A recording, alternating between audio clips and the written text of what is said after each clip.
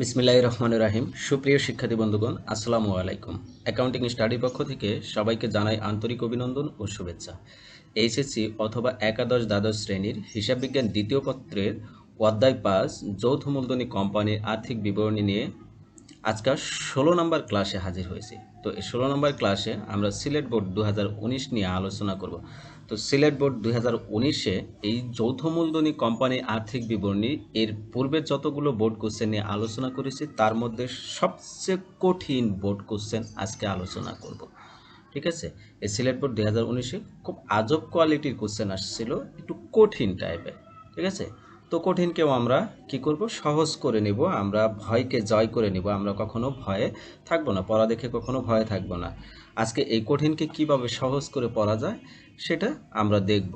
তো আশা রাখি তোমরা আমার সাথে শুরু থেকে শেষ পর্যন্তই থাকবে। তো বরাবরের মতো আজও আমি এস এম বেলাল হোসেন জয় তোমাদের সাথে রয়েছি। চলো শুরু করা যাক।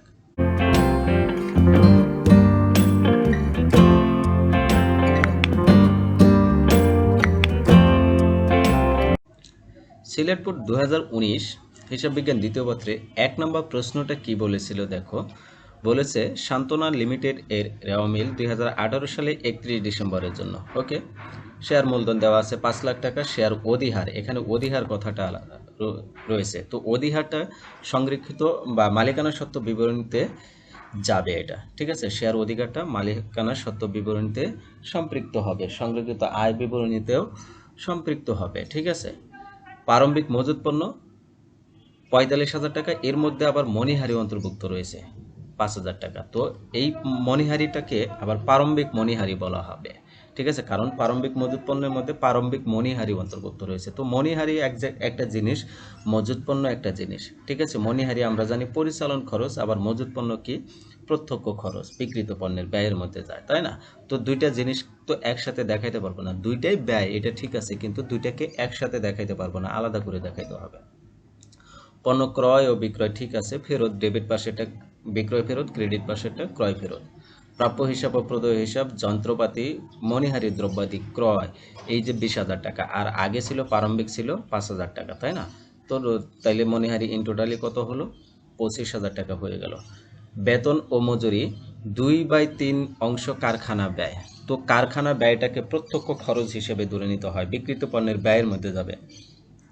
তো বেতন ও মজুরি, এই যে 60,000 টাকা 3/1 হবে কারখানার মধ্যে যাবে, অর্থাৎ প্রত্যক্ষ ব্যয় হিসেবে বিক্রিত পণ্যের ব্যয়ের সাথে অ্যাড করে দিতে হবে। ঠিক আছে, সুনাম দেওয়া আছে 80,000 টাকা, সংরক্ষিত আয় 35,000 টাকা, অন্তর্বর্তীকালীন লভ্যাংশ 30,000 টাকা, আয়কর প্রদান ও আয়কর সঞ্চিতি। তো আয়কর প্রদান হলো 30,000 টাকা, আয়কর সঞ্চিতি হলো 20,000 টাকা। ঠিক আছে, অনাদায়ী পাওনা 10,000 টাকা, অনাদায়ী পাওনা সঞ্চিতি 5,000 টাকা, নগদ তহবিল ও সাধারণ সঞ্চিতি, আসবাবপত্র, ক্রয়, পরিবহন। দেখো এখানে কাহিনী, বেতন ও মজুরির মধ্যে কারখানার ব্যয়, আবার প্রারম্ভিক মজুত পণ্যের মধ্যে মণিহারি অন্তর্ভুক্ত। এই দুইটা জিনিস কিন্তু আমরা নতুন পেয়েছি এখানে, তাই না?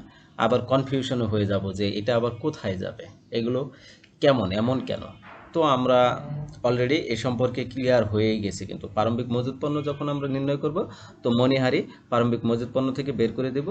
আর এটার যেহেতু প্রারম্ভিক মণিহারি হয়ে যাবে 5,000 টাকা, এটা আবার মণিহারির সাথে যোগ করে দেব। তো মণিহারি ক্রয় রয়েছে, প্রারম্ভিক মণিহারি 5,000 যোগ মণিহারি দ্রব্যাদি ক্রয় 20,000, এই দুইটা মিলে কত হবে? 25,000 টাকা হয়ে যাবে। তো প্রত্যক্ষ খরচের মধ্যে আবার বা বিক্রিত পণ্যের ব্যয়ের মধ্যে আবার বেতন ও মজুরির 1/3 অংশ যাবে। বুঝতে পারছো? তো ক্লিয়ার। সমন্বয় কি বলেছে দেখো, সমাপনী মজুত পণ্য মূল্যায়ন করা হয়েছে 1,25,000 টাকা, কিন্তু এই মূল্যায়নের পরই 30,000 টাকার পণ্য আগুনে বিনষ্ট হয়েছে। তো 1,25,000 টাকা সমাপনী মজুত পণ্য মূল্যায়ন করা হলো, ঠিক আছে, কিন্তু এই মূল্যায়ন করার পরে 30,000 টাকা পণ্য আগুনে পুড়ে বিনষ্ট হয়ে গেল। ঠিক আছে, তাইলে 30,000 টাকা এর মধ্যে থেকে মাইনাস করে দেবো। 1,25,000 থেকে 30,000 মাইনাস করবো, করলে কত হবে? 85,000 টাকার মতো, না, 95,000 টাকার মতো। বীমা কোম্পানি ক্ষতিগ্রস্ত পণ্যের 2/3 ক্ষতিপূরণ দিতে স্বীকৃত হয়েছেন। মানে 30,000 টাকা 3/2 খরচ ক্ষতিপূরণ দিবে। তাই 30,000 টাকা 3/2 কত হবে? 20,000 টাকা। এই 20,000 টাকা ক্ষতিপূরণ দিতে চাইছে। আর যে 10,000 টাকা বাকি থাকলো, এই 10,000 টাকা বিবিট ক্ষতি হিসেবে দেখাই দিতে হবে, বা আগুনে বিনষ্ট পণ্য বিনষ্টজনিত ক্ষতি হিসাবে, এটা পরিচালন ব্যয়ের মধ্যে দেখাই দিতে হয়। ঠিক আছে, বিক্রয় অথবা ফেরত ভিত্তিতে 20,000 টাকা পণ্য প্রেরিত হয়েছিল যা ফেরত দেওয়ার সময় এখনও অতিক্রান্ত হয়নি। উক্ত পণ্যের ক্রয় মূল্য 15,000 টাকা। এইবার দেখো এখানেও আবার কাহিনী আছে, সমন্বয়গুলোতেও কত একটু ক্রিটিক্যালি দিয়েছে, তাই না? বিক্রয় অথবা ফেরত ভিত্তিতে পণ্য প্রেরণ, ঠিক আছে? তো এটা কি করতে হবে? বিক্রয় অথবা ফেরত ভিত্তিতে পণ্য বিক্রয় করলে এটা কি করতে হবে? এটা বিক্রয় থেকে মাইনাস করে দিতে হবে। এটা বিক্রয় হতেও পারে, নাও হতে পারে, ঠিক আছে? ফেরত, অর্থাৎ এই সম্ভাব্য বিক্রয়টাকে, অর্থাৎ সম্ভাব্য আয়কে আমরা কখনো আয় হিসেবে ধরি না, কিন্তু সম্ভাব্য ব্যয়কে আমরা ব্যয় হিসেবে ধরে নিই, ঠিক আছে? তো এই যে বিক্রয়, বিক্রয় তো আয়, তাই না? তো এখানে এটা বিক্রয় হতেও পারে, নাও হতে পারে। এই যে একটা সম্ভাবনা রয়েছে বা সম্ভাবনা ময় একটা জিনিস, এই সম্ভাবনাময় আয়টাকে কখনো কি হিসাব ধরা যাবে না, যার কারণে বিক্রয় থেকে মাইনাস করে দিতে হবে। মাইনাস বিক্রয় অথবা ফেরত ভিত্তিতে বিক্রয়, এটা মাইনাস করে দিতে হবে। তো 20,000 টাকা বিক্রয় থেকে মাইনাস করলাম, কিন্তু উক্ত পণ্যের ক্রয় মূল্য 15,000 টাকা আছে। তো বিক্রয় থেকে যদি যেহেতু মাইনাস করে দিছে, এখন তাহলে সমাপনী মজুত পণ্যের সাথে অ্যাড করে দিতে হবে। তো এই 15,000 টাকা আবার কি করব? সমাপনী মজুত পণ্যের সাথে অ্যাড করব। তো সমাপনী মজুত পণ্যের আমরা জানি কি হিসাবভুক্ত করতে হয় কিভাবে? ক্রয় মূল্য এবং বিক্রয় মূল্যের মধ্যে যেটা কম সেটা দিয়েই হিসাব করতে হয়, তাই না? এখানে ক্রয় মূল্য 15,000 রয়েছে, তো ক্রয় মূল্য 15,000 টাকায় ধরবো, 20,000 কিন্তু আর ধরবো না, ঠিক আছে? আশা রাখি এটাও ক্লিয়ার হয়ে গেছে। প্রাপ্য হিসাবের কত? 5% অনাদায়ী পাওনার সঞ্চিতি ধরতে হবে, তাইলে প্রাপ্য হিসাবের উপর সঞ্চিতি ধরে নেব। কোম্পানি চূড়ান্ত লভ্যাংশ ঘোষণা করেছে 10%, ওকে। স্থায়ী সম্পত্তির উপর 10% অবশ্যই ধরতে হবে, স্থায়ী সম্পত্তির উপর 10% অবশ্যই ধরতে হবে, ঠিক আছে? ধরে নেব স্থায়ী সম্পদ যেগুলো রয়েছে তার অবশ্যই ধরে নেব। কি বলেছে দেখো, বছরান্তে অনাদায়ী পাওনার সঞ্চিতি কত টাকা আয় বিবরণীতে দেখাইতে হবে। অনাদায়ী পাওনার সঞ্চিতির কত টাকা আয় বিবরণীতে দেখাইতে হবে, দ্যাটস মিন অনাদায়ী পাওনার সঞ্চিতি যে খরচটা রয়েছে সেটা। তো প্রাপ্য হিসাব থেকে আমাদের বিক্রয় অথবা ফেরত সত্ত্বে যে বিক্রয় রয়েছে এটি বাদ দিয়ে দিতে হবে, এটা মাইনাস করতে হবে। করার পরে যে অবশিষ্ট যে প্রাপ্য হিসাব থাকবে এর উপর কত পার্সেন্ট, এই যে বলে দিছে প্রাপ্য হিসাবে 5% ধরতে হবে, তো 5% ধরে নেব। তো প্রাপ্য হিসাব 65,000 মিলে দেওয়া আছে, মাইনাস বিক্রয় অথবা ফেরত সত্ত্বে বিক্রয় 20,000 টাকা, এটা মাইনাস করে দিলাম। কত হলো? 45,000 টাকা। এই 45,000 টাকার 5% নতুন অনাদায়ী পাওনার সঞ্চিতি ধরতে হবে। তো 45,000 টাকার 5% কত হবে? 2,250 টাকা। এটি হলো নতুন অনাদায়ী পাওনার সঞ্চিতি, এটা আয় বিবরণীতে দেখাইতে হবে। এরপর খ নম্বর প্রশ্ন বলেছে মোট লাভ নির্ণয় করো, তার মানে কি বিশদ আয় বিবরণী আংশিক করতে বলছে। তো বিক্রয়, তো প্রথমে আমি বলেছি যে বিক্রয় 10,25,000 মিলে দেওয়া আছে, এখান থেকে বিক্রয় ফেরত 25,000 টাকা মিলে দেওয়া আছে, এটা মাইনাস করে দিব। এটা তো আমরা সাধারণত জানি, এটা একটু সহজ, কিন্তু সমন্বয়ে বলা আছে বিক্রয় অথবা ফেরত সত্ত্বে বিক্রয় 20,000 টাকা, এইটাও বিক্রয় থেকে মাইনাস করে দিতে হবে, ঠিক আছে? যেটা নিয়ে এতক্ষণ কথা বললাম। তো এটা মাইনাস করে দিলাম 20,000, তাহলে কত হবে? 9,80,000। তো এখান থেকে বিক্রিত পণ্যের ব্যয় মাইনাস করতে হবে। তো প্রারম্ভিক মজুত পণ্য 45,000 রয়েছে, এখান থেকে প্রারম্ভিক মণিহারিটা মাইনাস করে দিতে হবে, কারণ প্রারম্ভিক মজুত পণ্য বিক্রিত পণ্যের ব্যয়ের মধ্যে যায়, কিন্তু মণিহারি যায় পরিচালন ব্যয়ের মধ্যে। তার মানে কি দুইটা ব্যয় কিন্তু এক না, দুইটাই ব্যয়, কিন্তু দুইটা ব্যয়ের মধ্যে আবার কোয়ালিটি আলাদা, তাই না? তো আমরা মোট লাভ বের করার জন্য বিক্রিত পণ্যের ব্যয় বা প্রত্যক্ষ খরচগুলো এখানে দেখায়, তাই না? তো এখানে তো পরোক্ষ খরচ আসবে না, তো মণিহারি এখানে আসবে না, বুঝতে পারছো? ওইটা গেল। 45,000 থেকে 5,000 টাকা মাইনাস করে দিলাম, দিলে কত হলো? 40,000 টাকা। এরপর পণ্য ক্রয়ের ক্ষেত্রে ক্রয় থেকে ক্রয় ফেরত মাইনাস করব, ক্রয় ফেরত 15,000 টাকা রেওয়া মিলে দেওয়া ছিল, এটা মাইনাস করলাম। এরপর আগুনে বিনষ্ট পণ্যটা কি করে দিতে হবে? ক্রয় থেকে মাইনাস করতে হবে। তো আগুনে বিনষ্ট পণ্য কত? 30,000 টাকা, এটা মাইনাস করলাম, কত হবে? 6,75,000 টাকা হয়ে গেল। এরপর কারখানা বেতন ও মজুরি, ওই যে 60,000 টাকা ছিল, রেওয়া মিলে কত টাকা দেওয়া ছিল? কারখানা বেতন ও মজুরি 60,000 টাকা। তো 60,000কে 3 দিয়ে ভাগ করবো, 1 দিয়ে গুণ করবো, করলে 20,000 টাকা হবে। এই 20,000 টাকা এটি প্রত্যক্ষ খরচ হিসেবে দেখাতে হবে, কারণ কারখানা ব্যয়। ক্রয় পরিবহন রয়েছে, দেখাই দিলাম। তো সবগুলো যোগ করলাম, যোগ করার পরে এরপর সমাপনী মজুত পণ্য মাইনাস করতে হবে। তো সমাপনী মজুত পণ্যের মধ্যে অনেক কাহিনী ছিল। 1,25,000 টাকা মূল্যায়ন করার পরে 30,000 টাকা আগুনে বিনষ্ট পণ্য হয়েছে, এটা মাইনাস করে দিতে হবে। তারপর বিক্রয় অথবা ফেরত ভিত্তিক পণ্যের ক্রয় মূল্য যেটা ছিল, এটা ক্রয় মূল্যটা যোগ করে দিতে হবে 15,000 টাকা। তাহলে 95 থেকে 95 সাথে 15 যোগ করলে কত হবে? 110, তার মানে 1,10,000 টাকা, ঠিক আছে? এই 7,50,000 থেকে 1,10,000 মাইনাস করলে কত হয়? 6,40,000 টাকা। তো 9,80,000 থেকে 6,40,000 মাইনাস করলে 3,40,000 বের হয়। এটি হলো মোট মুনাফা। ঠিক আছে, আশা রাখি মোট মুনাফাটা বুঝতে পারছো, কারণ এখানে একটু ক্রিটিক্যাল ছিল, আর তোমাদের কোনো কনফিউশন থাকার কথা না। এরপর আরও কিছু কনফিউশন থেকে যেত যদি নেট মুনাফা পর্যন্ত করতে বলতো। তো নেট মুনাফা পর্যন্ত যেহেতু প্রশ্নে বলে নাই, তার মানে কি বাকি কনফিউশনগুলো নিয়ে আর আলোচনা করার দরকার নাই। তো এখানে কি বলেছে, 2,12,750 টাকার নেট লাভ ধরে সংরক্ষিত আয় বিবরণী তৈরি করো। ওকে, সংরক্ষিত আয় বিবরণী আমরা তৈরি করব। তো সংরক্ষিত আয়ের প্রারম্ভিক উদ্বৃত্ত রেওয়া মিলে দেওয়া আছে 35,000, এটা দিয়ে দিলাম। চলতি বছরের নেট মুনাফা যোগ করলাম, যোগ করলে কত হলো 2,47,750। এখন মুনাফা বন্টন ও সমন্বয় সমূহ, অন্তর্বর্তীকালীন লাভ্যাংশ, তারপর আয়কর রয়েছে, আয়কর থেকে আয়কর সঞ্চিতিতে মাইনাস করে দিতে হবে। ঠিক আছে, আয়কর থেকে আয়কর সঞ্চিতি মাইনাস করতে হবে। তো করলে কত হবে 10,000 টাকা। এরপর ঘোষণাকৃত লভ্যাংশ 10%, 5 লাখ টাকা মূলধন ছিল, এর 10% কত হবে 50,000 টাকা। তো এর তিনটা যোগ করলে কত হয় 90,000 টাকা। 2,47,750 থেকে 90,000 মাইনাস করলে 1,57,750 টাকা হয়। এটি হলো সংরক্ষিত আয়ের সমাপনী উদ্বৃত্ত। বুঝতে পারছো?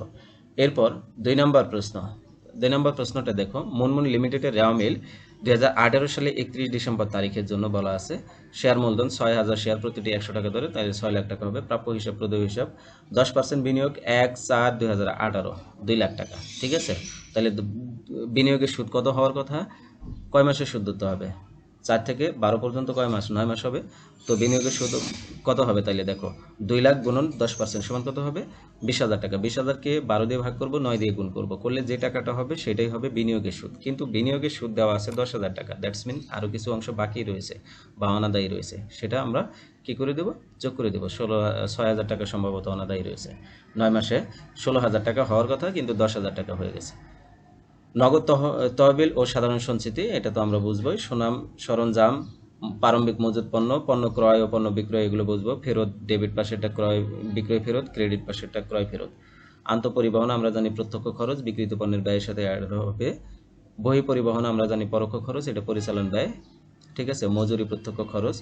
বেতন সাপ্লাই যেটা সেটাই মনিহারি। ঠিক আছে, অগ্রিম বীমা দেওয়া আছে, প্রদেয় নোট দেওয়া আছে। তো বীমা খরচ হলো পরিচালন ব্যয়, কিন্তু অগ্রিম বীমা খরচটা পরোক্ষ খরচ। ঠিক আছে, কিন্তু অগ্রিম বীমাটা কিন্তু চলতি সম্পদ। বুঝতে পারছো? সমন্বয় কি বলা আছে দেখো, সমাপনী মজুত পণ্য 1,80,000 টাকা, যার বাজার মূল্য 2,10,000 টাকা। আমরা জানি কি ক্রয় মূল্য এবং বাজার মূল্যের মধ্যে যেটা কম সেটা সেই মূল্যটাই ধরে সমাপনী মজুত পণ্য নির্ণয় করতে হয়, তাহলে 1,80,000 টাকাই হবে। প্রাপ্য হিসাবের 10,000 টাকা আদায়যোগ্য নয়, ওকে, এটি নতুন অনাদায়ী পাওনা। অবশিষ্ট প্রাপ্য হিসাবের উপর 10% সঞ্চিতি ধরতে হবে, এটি নতুন অনাদায়ী পাওনা সঞ্চিতি।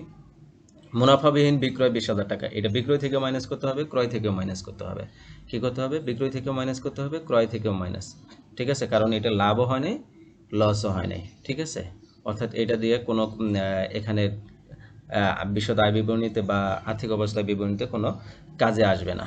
এটা বিক্রয় থেকেও মাইনাস, ক্রয় থেকেও মাইনাস করে দিতে হবে। 1 জুলাই তারিখে 10,000 টাকা যন্ত্রপাতি ক্রয় ভুলবশত ক্রয় অন্তর্ভুক্ত রয়েছে, ক্রয় থেকে বের করে নিয়ে আসবো।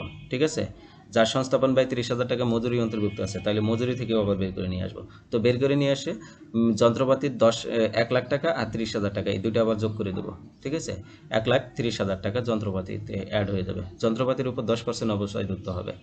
ঠিক আছে, তো যন্ত্রপাতির টোটাল যত হবে সে টাকার উপর 10% অবশ্যই ধরবো। যন্ত্রপাতির উপরে কি আছে এরাও মিলে,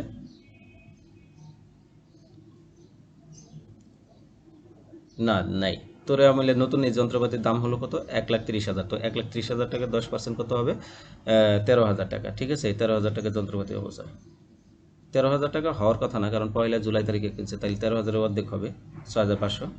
এরপর অগ্রিম বীমা 2/3 উত্তীর্ণ হয়েছে, মানে কি খরচ হয়ে গেছে। অগ্রিম বীমা কত আছে 15,000। তো 15কে 3 দিয়ে ভাগ করবো, 2 দিয়ে গুণন করবো, 10,000। এই 10,000 টাকা খরচ হয়ে গেছে, তাহলে বীমা খরচ হিসেবে দেখাইতে হবে। ঠিক আছে, পরোক্ষ ব্যয়। এরপর নেট 6 নম্বর বলেছে, 6 নম্বর সমন্বয়, এটা 60 না, এটা 6 নম্বর সমন্বয়। নেট ক্রয় ও নেট বিক্রয়ের 15% ভ্যাট সংযুক্ত, তাহলে নেট ক্রয় এবং নেট বিক্রয়ের উপর 15% ভ্যাট ধরতে হবে। ঠিক আছে, সরাসরি ক্রয় এবং বিক্রয়ের উপর ধরা যাবে না। নেট ক্রয় বের করতে হবে আগে, নেট বিক্রয় বের করতে হবে, তারপরে 15% করে ভ্যাট বের করতে হবে। ঠিক আছে, ক নম্বর প্রশ্ন বলেছে দেখো, প্রাপ্য ও প্রদেয় ভ্যাটের পরিমাণ নির্ণয় করো। খ নম্বর প্রশ্ন বলেছে 4,40,000 টাকার মোট লাভ ধরে নেট লাভ নির্ণয় করো। আর্থিক অবস্থা বিবরণী দায় পার্শ্ব উপস্থাপন করো। ওকে, খুব সহজ প্রশ্ন। প্রাপ্য হিসাব ও প্রদেয় ভ্যাটের পরিমাণ নির্ণয় করো। তো প্রাপ্য ভ্যাট হলো বিক্রয় ভ্যাট আর প্রদেয় ভ্যাট হলো ক্রয় ভ্যাট, ঠিক আছে। তো আগে নেট বিক্রয় বের করব। তো বিক্রয় থেকে বিক্রয় ফেরত মাইনাস করব। মাইনাস করার পর কি করব, মুনাফাবিহীন বিক্রয় যেটা রয়েছে এটা মাইনাস করে দেব। তো বিক্রয় ফেরত 30,000 ছিল, এটা মাইনাস করলাম, মাইনাস করলে মুনাফাবিহীন বিক্রয় মাইনাস করলাম, করলে কত হলো 11,50,000 টাকা। তো 11,50,000 টাকা আমরা জানি এটি ভ্যাট সহ, ঠিক আছে। আমার ভ্যাট সহ পণ্য ক্রয় থাকলে ভ্যাট কিভাবে বের করি, 115 দিয়ে ভাগ করি, 15 দিয়ে গুণন করি, ঠিক আছে। আমরা জানি ক্রয় এবং বিক্রয়ের ভ্যাট সবসময় 15% হয়, ঠিক আছে। তাহলে ভ্যাট সহ বলে মানে কি 100% ক্রয় এবং এর সাথে 15% ভ্যাট, তাহলে ভ্যাট সহ ক্রয় কত হবে 115, ঠিক আছে। তার মানে কি এখান থেকে যদি আমরা ভ্যাট বের করি তাহলে 115 দিয়ে ভাগ করে 15 দিয়ে গুণ করলে 15% ভ্যাট বের হয়ে যাবে। বিক্রয়ের ক্ষেত্রেও ঠিক এই কথাটাই। তো প্রাপ্য ভ্যাট তাইলে কত হবে, 1,50,000-কে 115 দ্বারা ভাগ করব, 15 দ্বারা গুণ করলে ভ্যাটের পরিমাণ বের হয়ে যাবে 1,50,000, ঠিক আছে। 11,50,000-কে যদি এই 115 দ্বারা ভাগ করি, এরপর ক্রয় বের করব। আগে নেট ক্রয় বের করব। তো ক্রয় দেওয়া আছে 8,50,000, ক্রয় ফেরত দেওয়া আছে 40,000, মাইনাস করে দেবো 8,10,000। মুনাফাবিহীন বিক্রয় এখান থেকেও মাইনাস করব। আমি আগেই বলেছি মুনাফাবিহীন বিক্রয় ক্রয় থেকেও মাইনাস, বিক্রয় থেকেও মাইনাস। তো মাইনাস করলে কত হয় 7,90,000। এখন এর মধ্যে আবার যন্ত্রপাতি ক্রয় 1 লাখ টাকা অন্তর্ভুক্ত ছিল, সেটা মাইনাস করে দেবো। তো 7,90,000 থেকে 1 লাখ টাকা মাইনাস করলে কত হয় 6,90,000 টাকা। এটি হলো নিট ক্রয়। এখন এর উপর ভ্যাট বের করবো। তো 6,90,000-কে 115 দ্বারা ভাগ করবো, 15 দ্বারা গুণ করলে প্রদেয় ভ্যাট বের হয়ে যাবে 90,000 টাকা, ঠিক আছে। ক নম্বর প্রশ্নের অ্যান্সার। খ নম্বর প্রশ্ন বলেছে, কি বলেছে, বিশদ আয় বিবরণী তৈরি করতে বলছে। এখানে সংরক্ষিত আয় বিবরণী হবে না, একটু টাইপিং মিস্টেক হয়েছে, একটু দেখে নিই আমরা। এটা বিশদ আয় বিবরণী হবে, বিশদ আয় বিবরণী, ওকে। তো মোট লাভ কত, 4,40,000 টাকা, এটা প্রশ্নে বলে দেওয়া আছে। এখন এখান থেকে পরিচালন আয় যোগ করতে হবে, পরিচালন ব্যয় বাদ দিতে হবে। যেহেতু কমিশন প্রাপ্তি বাট্টা প্রাপ্তি নেই, তাইলে পরিচালন ব্যয় বাদ যাবে সরাসরি। বহি পরিবহন আছে, বেতন আছে, অনাদায়ী দেনা, অনাদায়ী দেনা ওই যে দেনাদারে 10,000 টাকা আদায়যোগ্য নয়, এখানে বলা আছে প্রাপ্য হিসাবে 10,000 টাকা আদায়যোগ্য নয়, প্রাপ্য হিসাব বলেছিল এটা, তাই না। এটা প্রাপ্য হিসাবে 10,000 টাকা আদায়যোগ্য নয়, ওকে। তাইলে তো এটা নতুন অনাদায়ী পাওনা।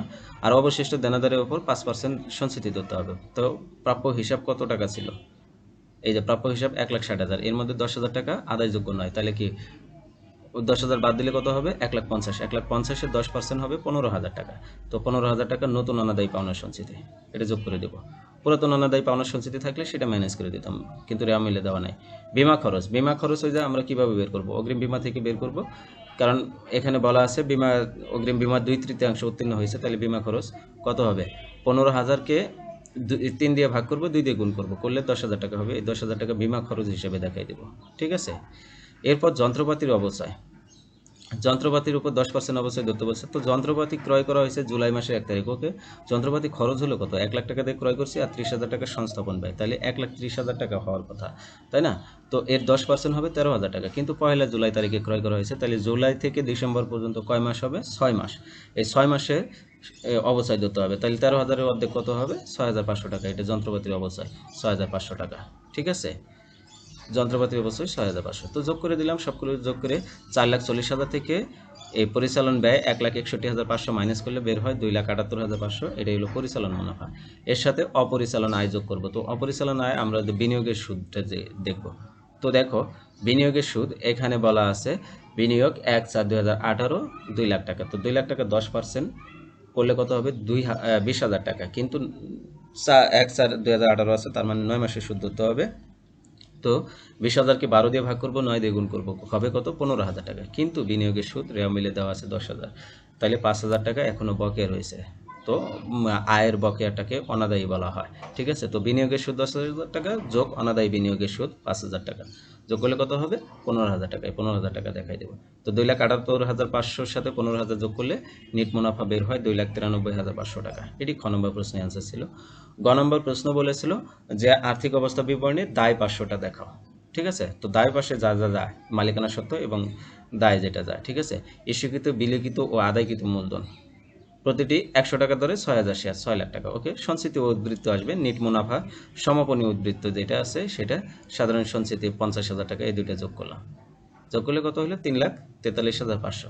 এরপর চলতি দায় ও ভবিষ্যৎ অবস্থা দেওয়া আছে, প্রদেয় হিসাব 1,30,000 রেওয়া দেওয়া আছে, প্রদেয় নোট এটাও দেওয়া আছে, ভ্যাট চলতি হিসাব। তো ভ্যাট চলতি হিসাব যদি প্রাপ্য হিসাবটা প্রাপ্য ভ্যাট যদি বেশি হয় আর প্রদেয় ভ্যাট যদি কম হয় তাহলে দায় হয়ে যাবে, বুঝতে পারছো? ভ্যাট তো তোমার টাকা না, ভ্যাট হলো সরকারের টাকা, তুমি জনগণের কাছ থেকে আদায় করছো, সেটা সরকারকে দিতে হবে, তাহলে সরকারের কাছে দায়বদ্ধ। তুমি 1,50,000 টাকা জনগণের কাছ থেকে আদায় করছো, আবার 90,000 টাকা জনগণকে দিয়ে দিছো, ঠিক আছে? তার মানে সরকারের কাছে সরকারের টাকা লেনদেনে তোমার 1,50,000 টাকা আদায় হয়েছে, কিন্তু 90,000 টাকা আবার চলে গেছে। তার মানে কি 60,000 টাকা রয়েছে না? 60,000 টাকা এখনো তোমার দেওয়া রয়েছে। এই 60,000 টাকা চলতে দায় হিসেবে দেখাইতে হবে। তো ভ্যাট চলতে হিসাব 1,50,000 থেকে 90,000 মাইনাস করে দিব 60,000 টাকা। তো এই তিনটা যোগ করলাম, যোগ করলে কত হলো? 2 লাখ টাকা। তো 6 লাখ, 3,43,500 আর 2 লাখ যোগ করলে কত হয়? 11,43,500। এটি হলো মোট দায় ও মালিকানা সত্ত্ব। তো এই ছিল সিলেট বোর্ড 2019-এ আলোচনার বিষয়। প্রশ্ন দুটাই মোটামুটি একটু ক্রিটিক্যাল টাইপের ছিল, ঠিক আছে? আশা রাখি তোমাদের সকল প্রকার কনফিউশন দূর হয়ে গেছে, আর এখান থেকে কোনো প্রশ্ন থাকার কথা না।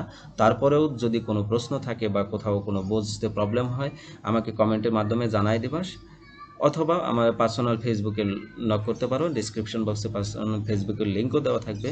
সে পর্যন্ত সবাই ভালো থাকো, সুস্থ থাকো, আল্লাহ হাফেজ।